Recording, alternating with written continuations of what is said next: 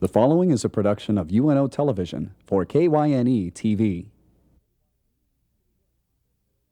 Consider This with Carol Schrader is made possible with support from Allegiant Health and by Nebraskans for Public Television. Consider This with Carol Schrader, a news and information program recorded on the campus of the University of Nebraska at Omaha.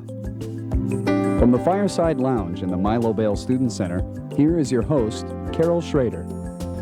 Hello and welcome once again to the Student Center at UNO. If I would have said to you a year ago, consider this, that a constitutional referendum will gather much more money and much more interest and certainly much more discussion than any other race during an election year in Nebraska, you would have probably laughed. Well, no one's laughing on either side right now. My guest today, I want to welcome them. Stephen Wolf is the executive director of Now. I did the 414 names of the organizations flawlessly, but you are with Citizens for Nebraska's Future. Nebraska's Future. And you, Craig Christensen, have come from one of the longest named groups with an even longer named group as an umbrella. That's right. I'm the campaign coordinator for Agriculture, Main Street, and Education Against Measure 413. And the truth is, I have it written down, but it's in this pile. There is so much. This, folks, is the referendum that you'll see on. You won't see all those words on the ballot, but it's a big one and it's generated a lot of talk. Steve is the proponent person, and are you the component person? I am. You're against. We know the history of it more than we know anything else about it for sure, at least from the listening and viewing end and reading end of just your regular voter-to-be. But we do know that a group of people who are concerned about the future of Nebraska got together, most of them big businessmen, and that's been sort of bandied about. And their net result was to keep spending kind of in check. And why did they decide this route? Well, what we've seen in Nebraska over the last 20 years, and more defined so perhaps even in the last decade, is government spending increases that have been going at about 10% a year. Well, you and I and other hardworking Nebraskans are getting raises maybe annually around 2 or 3%. So what we've seen happen in the past decade is the gap between where Nebraskans are living, which is down here, and where the government spending is increasing, the gap is widening each year. And that type of a disparity between where Nebraskans are earning their incomes and the level of taxes they're paying is going to harm the state in education and important services. But so why this route? Well, we feel that because of things that we have been promised through the legislature as tax relief, the fact is the information available from our legislature shows that the tax relief that's been promised over the last 30 years has not been delivered. And we feel that we need to not have any more political double talk. The people need that tax relief that they've been promised by politicians for more than 3 decades. And this amendment will provide the tax relief that we've been seeking in the state for quite some time. You know, I've done television interview shows for 23 years now, and Craig, I have sat with people from the Speaker of the Unicameral all the way down to practically the dog catcher, and I would ask them, what about property tax relief? Oh, we're going to work on that. Well, there have been some shifts and some tinkering, but you have to understand Nebraskans' frustration, and you have to understand that they feel a little frustrated, if not in some cases desperate. That's right. That's been the history of Nebraska for several decades. The frustration around property taxes and the burden of property taxes in Nebraska is, well, at one time we were among the highest in the nation in terms of our reliance on property tax. That's a little bit under control, but we still have too much reliance on property tax. Property taxes are too high, and that is exactly where the argument begins for us on Measure 413. We believe if you want to see your property taxes even higher than they are now, you'll vote for 413, hey, because that's what it does.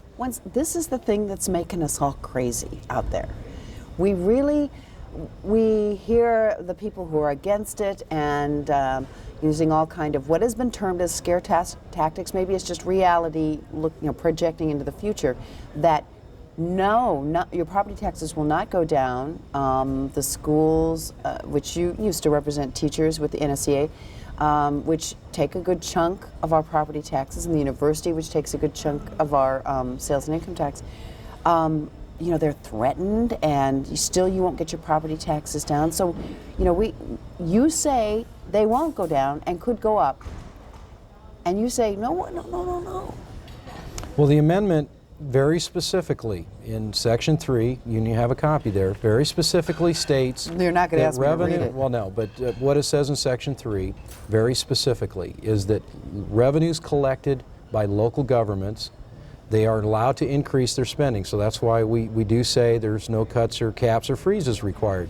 But the amendment also says that local revenues collected above that allowable growth, that revenue must, I repeat, must be returned to the taxpayer as a local property tax rate reduction. In addition, the amendment in Section 4 has some very specific language that requires that as the state continues to receive increased revenues, that they must increase state aid to local governments and for education and property tax relief. So we are very confident that this amendment will in fact bring about lower property taxes. And certainly, again, this is going to control the level of growth and new spending in government to basically the rate of inflation, population growth, temporary emergencies, and unfunded mandates. And certainly if our elected officials were to come back to us and say, you know what, I just can't live on the same budget that you have to live on as a hardworking Nebraskan, I need more money, or we, the government, need more money. Well, they can bring that request to the people. And if we're going to see higher property taxes, it's because that consent was granted first and foremost by us, and not as a reaction to having to use some exercise some spending discipline. Okay, I'm going to get to the whole philosophical thing later about, you know, we elected officials. I mean, you know, why can't they do it? We'll get to that in a moment. All right, so you're saying, you know, you're not going to get any less money, and you'll get the cost of inflation or whatever magical formula is described in here, similar to inflation, plus or minus something. And if you need the money, you'll go to the people, and if the people think it, then it'll be fine. I mean, Correct. you think that's very, very clear in here. I I'm yes. not a lawyer, so I don't know. That's what that amendment essentially says. And you say? And I say he's exactly right. But let's look at what it really does. What it really does is it says that every level of government in Nebraska, from the township to cities, counties, schools, NRDs, all the way up to the legislature, that every one of those is going to be restricted in terms of its ability to grow to meet its needs and to be able to construct budgets according to the needs in that area. Now my question is if the schools get in trouble and it says that state aid would have to be increased under certain circumstances, but they can't collect any more money than a given amount every year, then how can you increase state aid where it's needed? I'm just a little confused. Again, what the amendment says, you know, as long as the state is generating positive revenues, that we're, say, not in a recession and there's a revenue shortfall, this amendment says that as state revenues increase above current levels, that a proportion of that increase must go toward state aid. Okay, but the reason... And then the rest has to be sort of reflected in less spending next year, or offset. There will be less spending by virtue of the fact that, for example, last year the legislature ran about a $300 million surplus, and that's $300 million collected above and beyond what our elected officials said was necessary to provide us our services at the state level. And that includes the funding for state aid. Well, what happened to that $300 million? Well, it was spent. And what this amendment would say is that next year you could grow, say, 3%. Or, for example, the legislature did an analysis of this amendment back in May that in fact shows that this amendment will allow for about an $86 million increase in spending. But what we're also looking at is that this year there's about a $430 million surplus. So subtract that allowable growth from that $400 million, if you will. The difference, that $300 million that's left, or the 200 and some has to go to state aid. Well, of that $86 million that is kept by the state as an increase, then a minimum portion of that, a minimum portion has to be allocated to state aid as far as growth. That doesn't mean that the legislature can't go in and decide, you know what, this amendment says we have to give you, say, a 3% increase in state aid, but we still have another, you know, $80 million sitting here. We're going to increase that. So they have that option. But it's only out of that $86 million. Right. Now, the remainder of that $400 million surplus... Don't worry, Craig, I'll let you talk. The remainder of that $400 million surplus is going to go back directly to the taxpayer. So, you know, and part of this business about state aid, I mean, that's being sold to us as tax relief, that this is being tax relief to local government. Well, government, you know, if you want us to have tax relief, stop over collecting. Set your rates in such a fashion that you're not generating the surpluses, because what happens is those surpluses are being spent, and that is spending that we have to buy back next year. Okay, well, some of that has to do with forecasting and Sure. whatnot. So, okay, what about this? Because I think this is a key in terms of we're having baby booms in some places and less children in other parts of the state, with growing dependence on a few old people to pay all the property taxes. Where do you see this state aid part of the ticket? Well, it doesn't work. 413 does not work. What it will do is lock down government at every single level.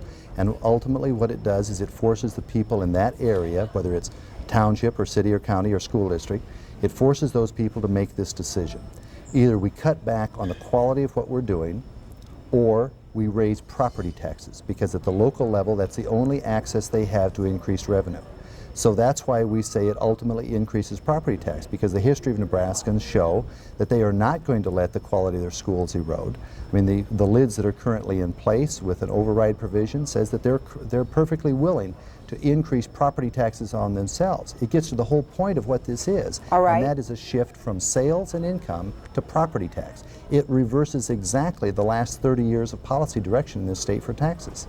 That's one thing that that has been talked about a lot, is that that some people may be banking on the fact that taxpayers and parents and grandparents and neighbors and aunts and uncles will not let the schools go down and will vote an increase. Therefore, their you know, taxes will go up, but the sales and income tax will go down. And we have for many of our corporations, which are high tech and don't require a lot of building, there's a lot of wires running out of them or whatever. They're not dealing with a lot of property tax, but their chief executives, and when you're trying to lure new business into the state, are worried about their income tax, bringing those high-paid executives into the state or keeping them. And I've heard that a lot from people. They think that, you know, somebody else's ox is going to get gored. One of the things I've been hearing as I've been going across the state and hearing from business owners and even from just average citizens, they have a huge concern with all the taxes. And the fact is, our state is hurting its chances to compete with other states in the region or even nationally. And our state's tax structure is harming our businesses who have been trying to create different jobs. The fact of the matter is that people, when they look at the bottom line, they realize that they could have the same type of quality of life opportunities in other states other than Nebraska and keep more of what they earn after a hard day's work. And in some cases, they may even have a beach or a mountain scene thrown in when they're off duty. So it's very tough for us to compete with that kind of an environment because our taxes are not telling people to stay here or to move here. That's the catch-22 of the universe, I think, is that we do want to be competitive in terms of percolating everything from mom and pop businesses to, you know, the big corporations. Number one, keep the ones we have, and then home grow or maybe import some more. So we have to keep the taxes down. But on the other hand, we have a state that may well be losing population, that is in very tough competition to get workers for jobs, wants to stay ahead of the other states that have those mountains and oceans and things, because that's a natural draw. And we almost have to be a cut above to compete with those. And sometimes that takes money. Most of the time it takes money. So this is a real catch-22 for a state that wants to stay ahead of the game. Well, you know, I think that we need to look at, and you mentioned who originated this and where the interests lie. This does not represent a large number of Nebraskans. This represents the interest of very few Nebraskans. There will be very few that will benefit tax-wise from this. That's why we have more than 70 or 80 organizations that are against it, including virtually every farm organization, all the senior citizen organizations, major business organizations such as the Independent Bankers Association, the Home Builders Association, the State Realtors Association. They know what this will do to property taxes, and they know what it will do to economic development in our communities. Do they know that's what it'll do to property taxes? Are they concerned about, and I mean, what senior citizen? I mean, it's sort of like the Social Security scare, which, you know, we still don't know how that's all going to pan out. Well, senior citizens understand the mechanism that's in 413 for allowable increases. As Steve has indicated, there is a mechanism that allows increase from year to year, but that is the CPI. And when seniors this next January get a 1.3% increase in their Social Security checks, they know that that has virtually no relationship to the actual increased costs that they have. That's exactly the same thing that will happen with government. And when government is faced with unrealistic increases in terms of the limitations that are on them, they will not have enough money to maintain the quality of their programs. And so we go back to the original premise that I presented, and that is the dilemma for those communities then is either to live with less quality and cut back on programs, or to go to their available revenue, which is property tax.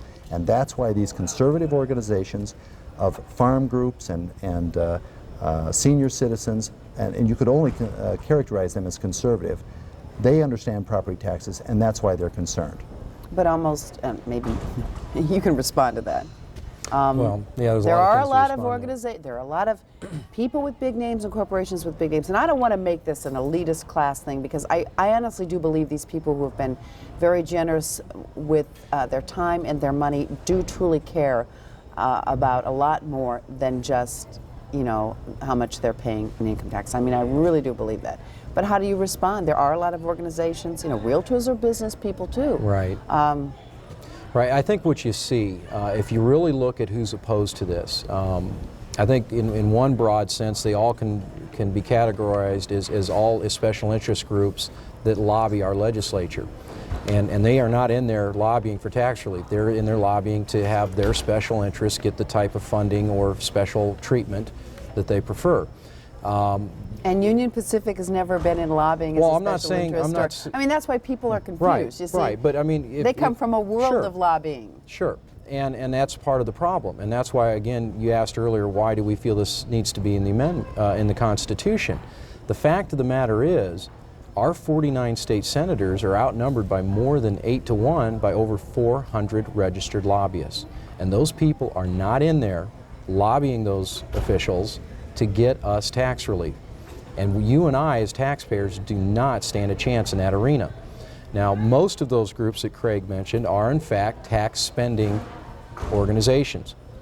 And certainly, I think anytime there's a discussion about having some discipline or some control or restraint into our tax and spending system, that there's a natural opposition from those who live on tax dollars. Yeah, people I know who are teachers certainly have those little poison signs. Right, and well, my wife's a teacher, and I quite frankly felt. And you wouldn't let her put the sign? No, I'm just. Well, no, I think the thing is, I wouldn't be sitting in this chair if I felt this was in any way going to harm her ability to have a job and get increases, or the fact that my kids are about to enter the public school system. I would not do anything that would harm their ability to get a quality education in Nebraska.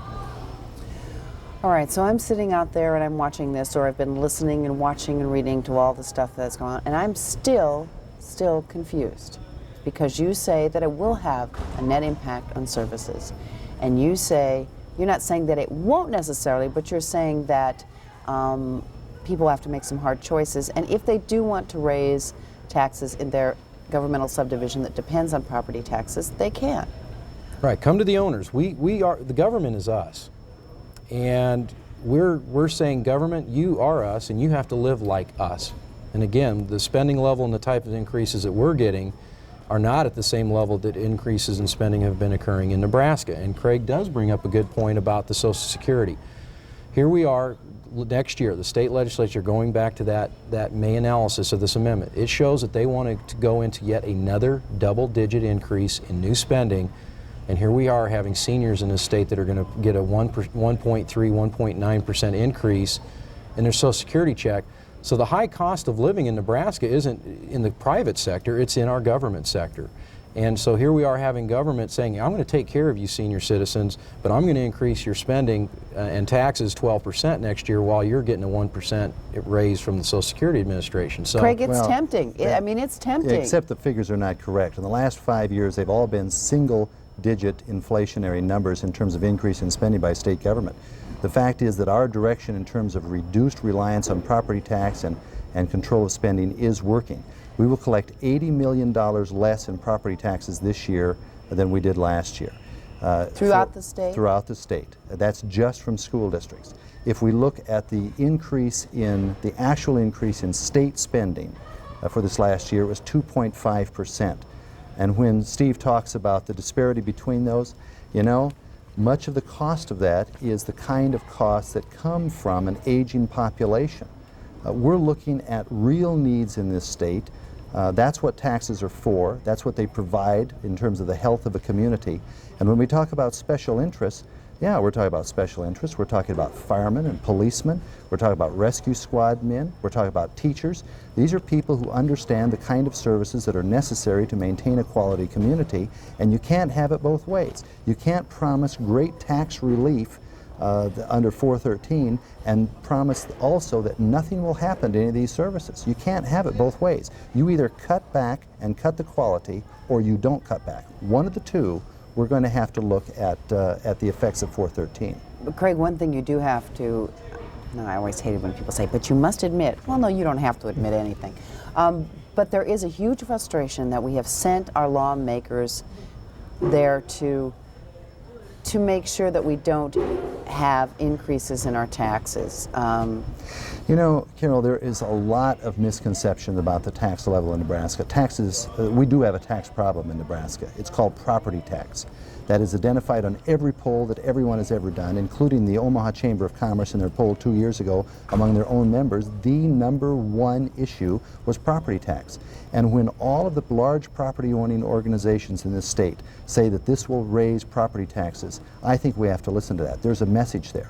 When we look at the mechanism of this that says, fine, you decide, what that really means is your only option is to raise property tax at the local level. Yes, we have a tax problem. It's called property tax. This will make it worse. So does this boil down to, okay, it won't raise property taxes if the mechanism stays in place without a vote of the people.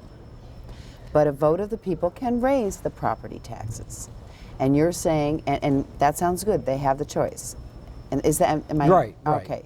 And you're saying that's true, but it's one of the only choices they have is Yeah, to at the raise local property level, taxes. the majority of taxes collected are from property tax, and some of them, it's the only tax base that they have. So they don't have a choice. And help me out, Steve, if you can. well, certainly they have choices. I think, you know, first of all, let's go back into looking at least on the state level, what happened with that surplus. Extra money came in. That money could have all been given back for tax relief. That $300 million, every penny of it could have gone back as property tax relief. The money got spent. And that's money that we have to buy back next year. And that increase in spending wants a raise next year. And then there's something else they're going to want to spend money You on. know, It's a good matter, point. I mean, it's the old government philosophy. I don't buy that at all. It's a matter of prioritizing the spending. And yes, there will be increases, but the fact is we can't just give a blank check to every open hand that comes to the government. Well, you know, I believe that government should operate like any prudent household, and that is that in bad years or in lean years, you put off certain spending, you defer spending. In good years, when the economy is good or when your personal income is good, then you buy the kind of things that you can afford. What this does is it ratchets down to a low base year so that we can never take advantage of the kind of booming economy that we have right now. And yes, we have spent it, but what have we spent it on? We've spent it on the renovation of our capital. We've spent it on prison construction. We've spent it on a a development here in Omaha at the university. We've spent it on all kinds of improvements that simply could not have been made in bad economic times or under the provisions of 413.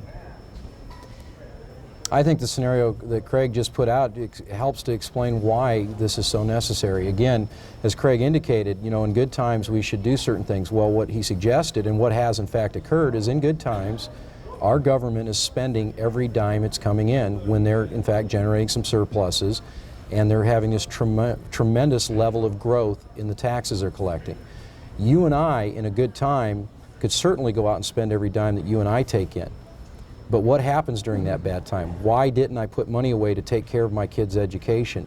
How am I going to make that car payment when there is bad economic time or I lose my job? And the fact of the matter is, you know, how are you going to pay your credit card bills if there's an economic decline? The fact is, we again So you're saying put it in the savings account, which is back in the taxpayer's Well, I'm saying pocket. that our government needs to ride the economy, not grow above it and not grow above the prosperity of its citizens. It should ride that fine line where the citizens are living and spending. And you say it has, and you say it hasn't necessarily. I say it cannot under 413 because the mechanism that allows growth, I agree it should ride the economy, but it cannot under 413 because the CPI, the Consumer Price Index, that is the allowable growth, population is awash in this state, but the CPI is a phony issue for government. The CPI, Consumer Price Index, measures the kind of things that the average consumer will spend their money on. That includes recreation, that includes clothing, that includes transportation, it includes the kind of washers and dryers and oranges and apples, the kinds of things that government does not spend. Like roads and things, which, hey, have you ever seen the price tag on a stretch of highway? Whoa, we've got just a couple of minutes. Your basic philosophy on changing the philosophy, which is in essence overriding our elected officials, which is what this in a sense would do. Or it would limit them. It would limit them. This gives them a management tool to set their budgets with. And it protects the taxpayers in that budget setting process. So it gives them a very defined blueprint of where they should be spending. And we feel, and one of the things I think is important to note, is prior to 1987 in this state, and almost for the history of this state, our growth in government spending almost always tracked at the CPI and at the rate of population growth. So we've done it in this state. It's just the last 10 years we've been on a spending spree, and it's going to hurt us. You just get about 30 seconds, Craig. Well, if you want to increase your property taxes even more than they are now, vote for 413. 413 is poison for Nebraska. What it means is reduced quality, it will harm the good life in Nebraska, and it means that ultimately we will all be paying more in property taxes. Well, pretty soon it'll be time to put your X where your thoughts are. We want to thank Steve Wolf from Citizens for Nebraska's Future and Craig Christensen with Agriculture Main Street and Education Against Measure 413. Be sure to vote, and thanks. Thanks, Carol.